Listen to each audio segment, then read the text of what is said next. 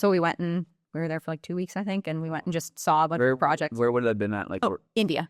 In India? Yes. Oh my God. Yeah. So you were in India for 2 weeks?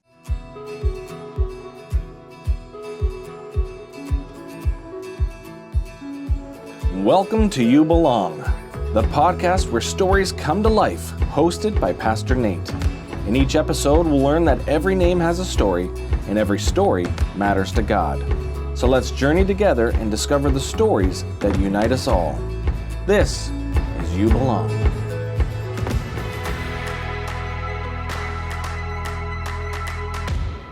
All right, I am so glad to have my friend Maggie with us today on the podcast. Maggie, let's get right to it. Tell us where you came from and where did you go? Sure. So I'm Maggie. I was originally born in PEI.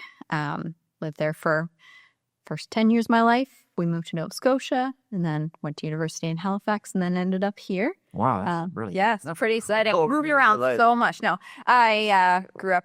I have 5 brothers and sisters, so grew up with lots of people and family around. My dad's a pastor, so always grew up in church, spend a lot of time there all throughout my life too. So. And PEI, so you were in PEI for 10 years? 10 years, so yeah. Your dad a pastor that entire time there? Yeah. Okay, yeah, very he's cool. been my whole life, so they were there 10 years, and then when I went to university, they actually went back, so they're back there again now. So. Where in PEI did he pastor? Summerside. Both times. Same church, both times. Church. Oh, that's right, because he's with Micah. Lakeledder. Very good, very good. What were some highlights growing up in PEI? Because PEI for me from St. John, New Brunswick, was always a vacation spot. We loved going there, go to Marco Polo Land. We would go to like the Potato Museum. I don't know, there's like a Potato Museum. We went there once in my entire We life. went there, and I was like, well, after we did we're a live in family of PEI. 6. I think it's a free museum. So I was like, we'll do whatever we can, like relatively, cost effective. So I remember going to the Potato Museum. Like I learned a lot about the potatoes, and so it was interesting. Yeah. So growing up in PEI, we came to New Brunswick to vacation. So where'd you go? Where in New Brunswick? well, here mostly. My grandparents. That's right. Yeah. Here, Barb and Poppy. But yeah, so we used to come here. My other grandparents are near Moncton, so we went to like Fundy and did a lot of camping. Again, cost effective, large family. So we only started doing vacation stuff in PEI after we left. And then we'd go back for vacation. So yeah, we used to do the Anna Green Gables stuff. That was I didn't realize. Love Anna Green Gables. I didn't realize she was not a real person. I had no idea. Really? I thought she was real. It wasn't a thing until college, man. I'm embarrassed to say. I really thought she was like a native PEI kind of redhead girl. Don't be like that. It's true. It's possible. Well, I mean, at least you've heard of Anna Green Gables, so that's so Maggie. It's actually offensive. She's really popular over in Asia. Did you know that? Yes, Japan. Why is that? Huge. Why? I mean, I think if I'm telling the story correctly, it was post one of the world wars when the book made its way over there, and so basically it was like all of the ideal of what they didn't have. So like pastoral, farm, peaceful, family. So it became really popular. And then it continued to be really popular. So like one of the biggest groups of tourists to PEI is people from Japan still. 100 years later. That's over 100 years old. That's so crazy. Must have been World War I guess. That's crazy. Yeah. So like they didn't see it as like an autobiography. They saw it as like a novel. Based on as a novel. I got it. Yeah. A novel based in fact. Based in fact. The ideal place to live. I totally PEI. I knew she's a real person.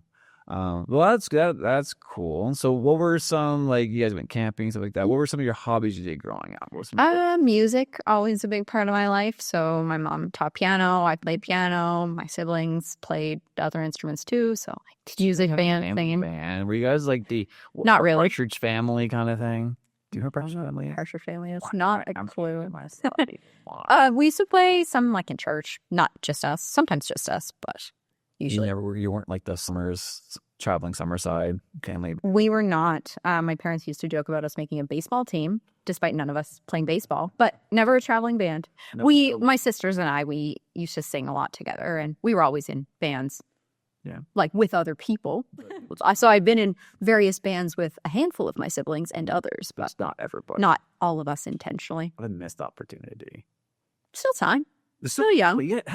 You are still not dead yet. So that's good. What are your siblings doing now? Like, are they mostly graduated now, or are they not graduated? 50-50. So I'm graduated. I have a sister who's a nurse, brother who's an engineer, and then I've got 2 siblings, 1 in university, and then 2 in high school. Okay. Ish. What's that? Grade 9, I guess, which is high school here, but not there. So grade 9 and 12. Yeah. What is in PA? Still middle school? It's junior high. I wonder if it still should be. Should it still be like that? What's your thoughts on that? that it doesn't matter. It doesn't matter. Hi. Doesn't matter. So the elementary was like from K to 6. Yeah. Yeah. Yeah. Okay. K to 6. That makes sense. That makes sense. Very good. So you were there for 10 years. Where did you say you went after PEI? To Nova Scotia, to Truro. True. Was that your dad pastored over there? And where you pastor at there? Emmanuel Baptist Church. Emmanuel Baptist Church. Yes, I know. Why do I feel like I know everything about your life already? We probably have talked about Probably. We probably have. So how long were you there for? there for 8 years. We were there 8 years. Now Michael Linklater was there. Yep. So I think he was there the whole time we were there. He came a couple years before and left a couple years after. so he would have been your youth pastor. He was, yeah, a very big part of my life. Yeah, for sure. That's cool. Yeah. And it continues because he's with your dad. Which is pretty neat. No, he's been. I've known him since I was pretty young, junior high, and that was a big part of my life growing up is youth group. And Mike was great, treated me really well, and our youth group there like always really really good to get us involved in stuff, and like he encouraged us to get involved in serving and helping and those kind of things. So we used to do a lot of like the music at youth group, which was that was a pretty impactful part of my life to be able to be given opportunities to lead, even when definitely not qualified or maybe necessarily good at it. Were you nervous ever doing that kind of stuff? Like, I'm pretty fit at this, so I can do it. And I don't get super nervous very often, but probably. Yeah. I don't know. Don't really remember being, but I might have been. What high school did you have gone to then? CEC, so Cobequid Educational Center. What is it called? Cobequid Educational Center. Cobequid? That's Cobequid is the like region that Truro is in. Okay. Big high school. So 1,500, 1,600 kids. Oh, so that's a big school then. Okay. At the time was the biggest school this side of Montreal. Is that true? Yeah. I think Citadel in Halifax is bigger now, but it only started when I was in high school. So wow. We still had the distinction. Wow. You guys get awards for that? No, bragging rights. Just bragging rights. Yeah. What did you do in high school? What was school like for you? I was a very studious student. I always liked school. Liked to learn. Yeah. So a lot of that just being involved in everything I could be involved in. Were you, if you want to be open and honest with me, were you one of those students that, man, if you got like a 95 on an exam, you would break down? Didn't get 95. No, honestly. I break down necessarily. I would be frustrated with myself, but I wouldn't be like super emotional about it. I would say encouragement to work harder. Yeah, okay. Yes. Very cool. And that's a joke. I certainly didn't do perfect on everything, but I took it as complete years and it makes sense. No, I'm not upset necessarily, but I'm a very competitive person, so I was always good. I had a good team of people around me that were just as serious, and so we had a good peer group and stuff like that. Yeah. Would they have been tied to the church too, or was it you have two different lives? Like you got school friends, you got church friends, kind of thing, or was that like kind of? I would say growing up, like I had friends in church for sure, but I don't know if this was a product of. I think not necessarily a product of moving around. It's not like we moved that much, but I was never a person who was very good at like making kind of surface level friends, but I never had a lot of like super deep friendships. So my friend group shifted a lot. My like friends at youth group weren't necessarily my friends at school, mostly by virtue of like a lot of them not being the same age. There weren't as many specifically girls. We didn't have very many girls in youth for my age, so I didn't have as many like friends from there. I had a lot of friends in high school, which was interesting, from all different churches. I think my friends, like some of my best friends in high school were like, I had friends I went to like the Catholic church and the Anglican church and the community church. And so that was, which is a neat experience. We talked about a lot of things.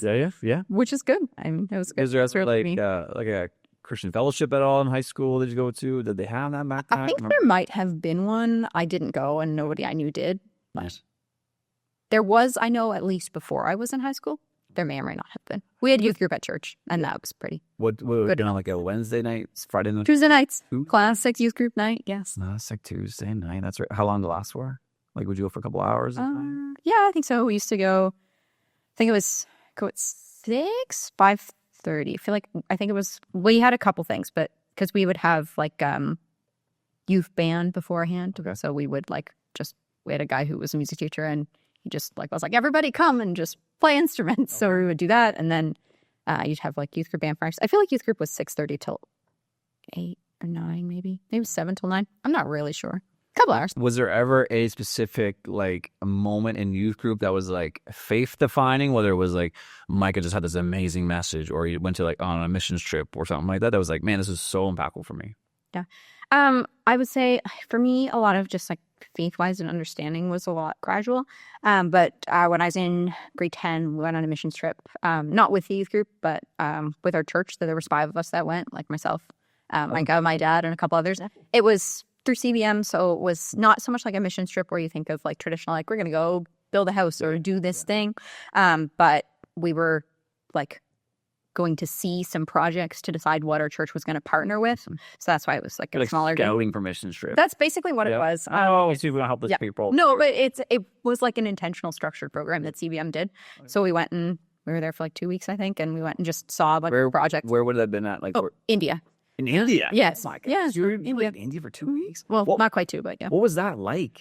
It was really cool. So just getting to see other people. One of the neat things, so like in India, a lot of like recent Christianity was, there were some Baptist missionaries, I think Baptist, who went over within the last 200 years. And they like rang 200 something like that. No, it was like about 200 years ago, but they like rang Christianity essentially. And so like a lot of the places we went, people would be like, they always wanted to wash your feet. That was pretty, like anywhere we went, they would like, they have like a little parade and they'd be like, oh, there's people here. And then they wash your feet. Yeah. But they were always talking about how, oh, you guys are our spiritual forefathers, because that's kind of the lineage of how. I was thinking about that. Like, it's pretty cool. Because it would have been like, Christianity would not have been a thing there.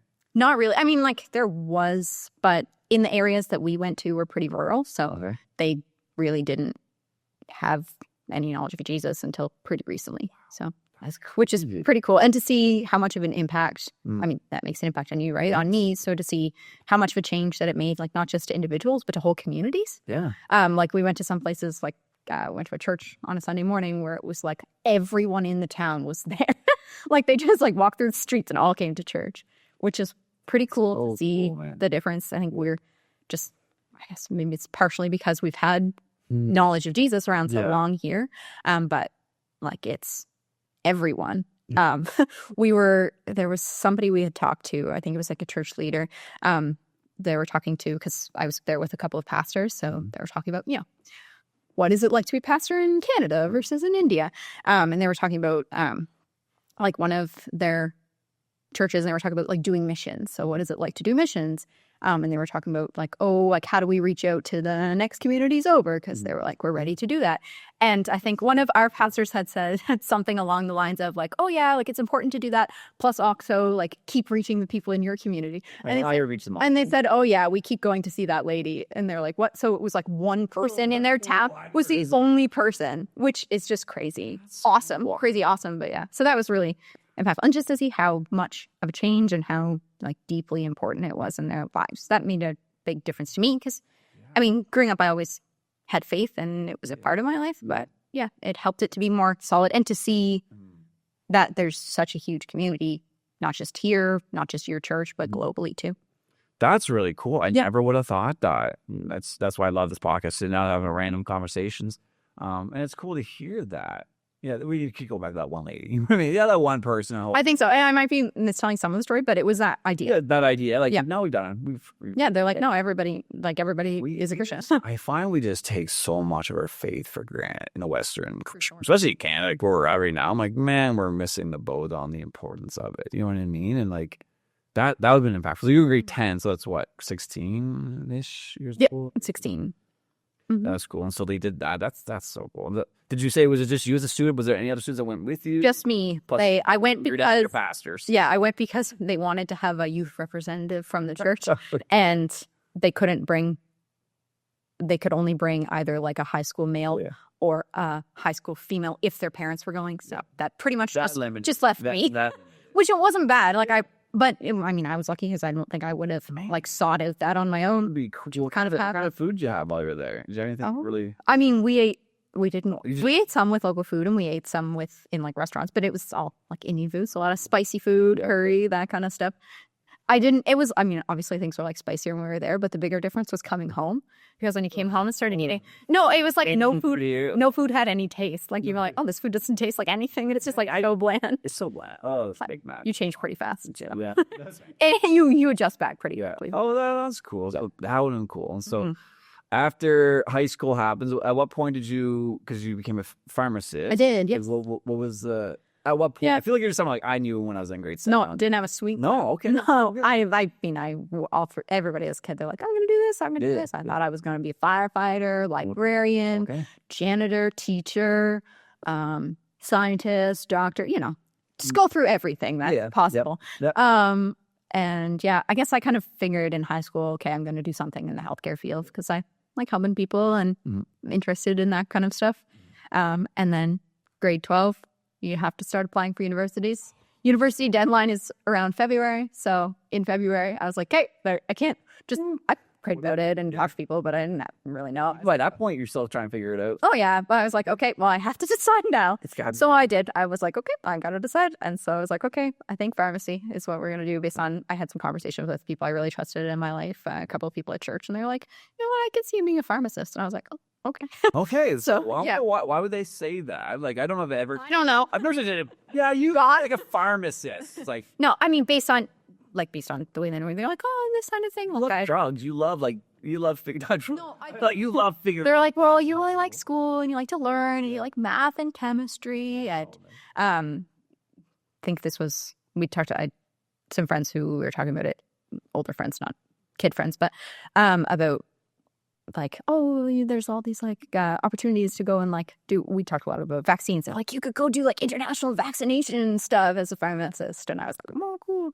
So yeah, there was a couple people, not a lot, but 2 or 3 people that I really trusted who were like, we could see you doing this. And I was like, okay, that's probably from God. So because that would be very specific. It was like super specific. Like there were 2 people that I can think of, and one person that I was like kind of out of the blue, not totally out of the blue, but like we hadn't really discussed. We were friends, but we hadn't really discussed my career, or anything like that, like what I was going to do. And then we were just like driving home from something one day. She was like, "You thought about being a pharmacist?" I was like, "Well, now that you mention it, you said that's you." So, anyways, but I was like, "Oh, okay, it's pretty cool." But yeah, and so I was just happy to not have to make any more decisions about it. So I was like, "Okay, great.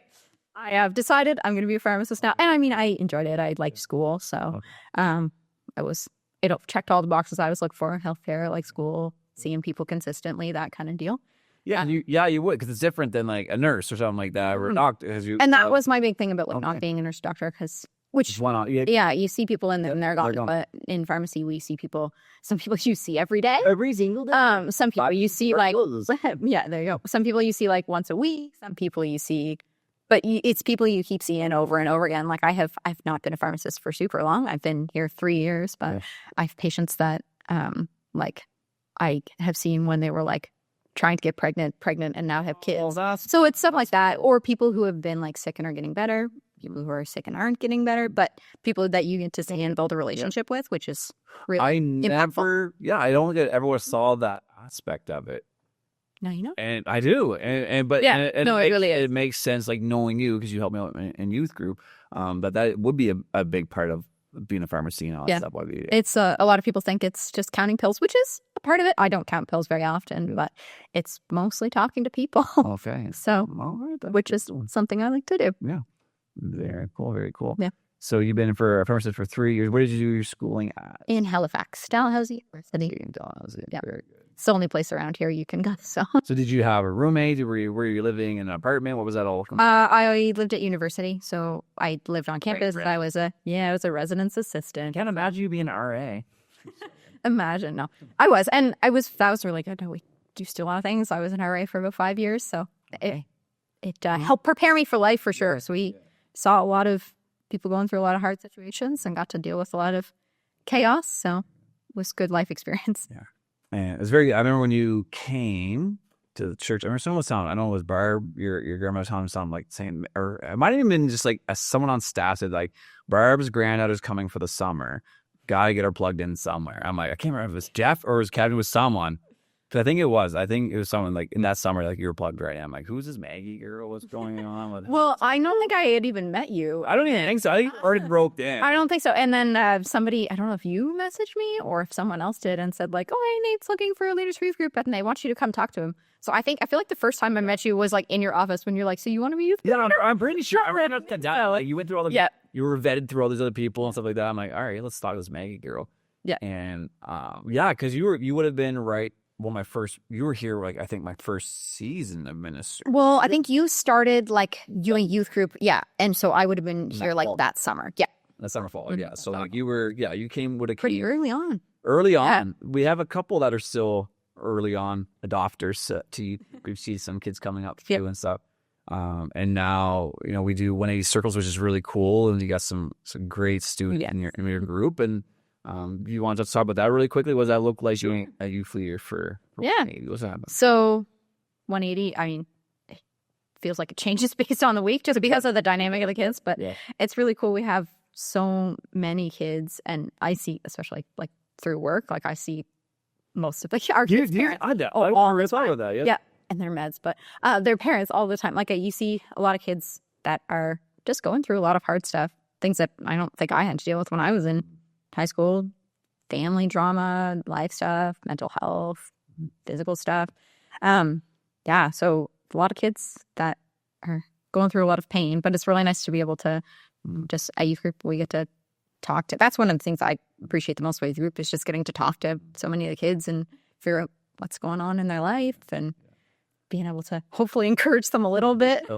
But you and your grandmother, you guys tag team a small group. Yes, exactly. A small group is super powerful. So that's something I guess we really started intentionally doing this year, right? Yeah. The small groups. It was really so giving the kids, if they want, the choice to stay a little bit later and to talk more deeply about what you talk about, which has been really good. I have an amazing, not that the other kids aren't good, but I have a really amazing group of girls. They are so encouraging to me, encouraging to each other too.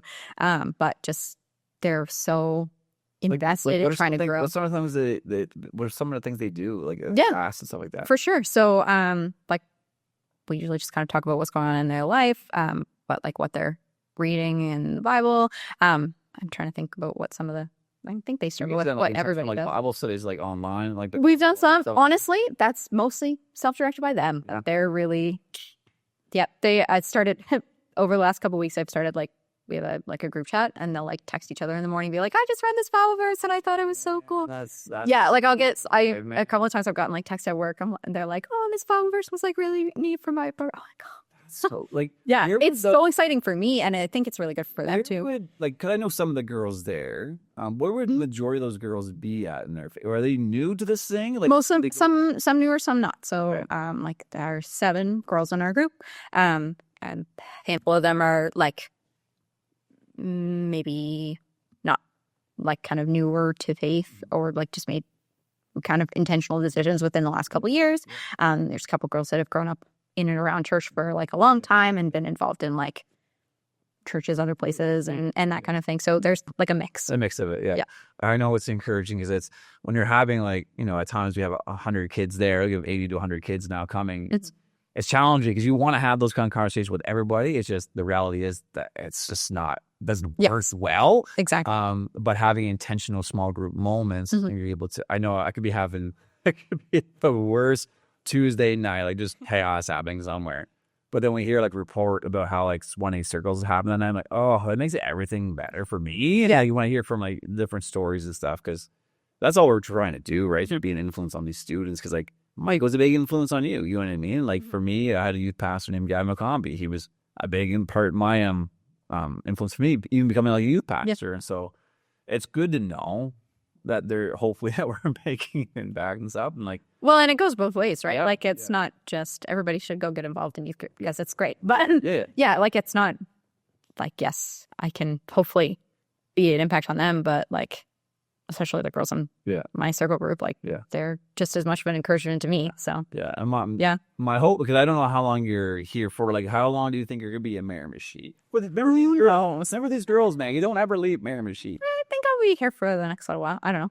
It's something I'm always asking and praying about. I am a person who likes plans, so the fact that I would love if God just was like, yep, Maggie, you're going to be here for this number of years, or you're going to be here. I would love that. I would be so excited. I'd be like, yes, God, I'm going to do it. Let's see. He doesn't But like yeah, that. it's okay. But He just goes, he's just like, I'm going to open up this tiny little exactly door. And like, no. sometimes we have to like Yep. open up a bit and be like, are you sure it's where I'm supposed to go? And we have to take that step and just trust. Yeah. We were talking a couple of weeks ago, like in my small group, so not the youth group one, but our young adult small group, about how sometimes you can't wait until you know for sure. Sometimes you gotta just start and trust that God will continue to steer you even in the midst of it. It's true, because I think a lot of people are like, no, you're waiting for a sign. You're waiting for a big have a thing. tendency to be like that. So. Right. I think we all Like, don't want to make a change. I'm like, oh, he didn't tell me. Yeah. I think we all have their moments, but he does give us a free will, right? That lines up with, hopefully lines up with what he wants for life. And he does ask us to just either chill out for a second or just like, hey, I got something for you. Let's do a little peeking and stuff. So yeah, you're involved in a small group too. That's really cool. What's that look like for you?